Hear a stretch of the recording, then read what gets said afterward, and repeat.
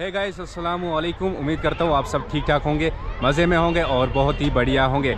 Guys, अगर आप मेरी चैनल में नए हो तो चैनल को सब्सक्राइब करें। अगर आपको वीडियोस पसंद आते हैं तो वीडियो को लाइक करें।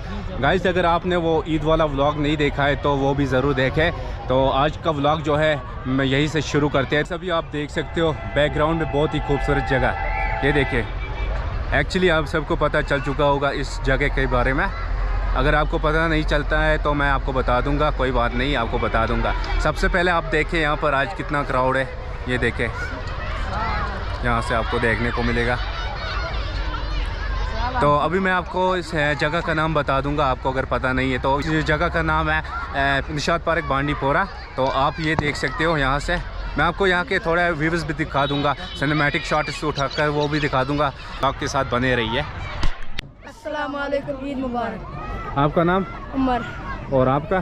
सालिक हुसैन मिली। ईद मनाई आप दोनों ने? बहुत अच्छी से। बहुत अच्छे से।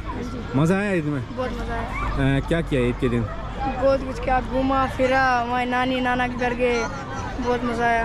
अभी कहाँ है आपको पता है? अभी कहाँ हो? अभी हम निशात पार्क में। निशात पार्क। कैसा लग रहा है आपको यहाँ? बहुत अच्छा।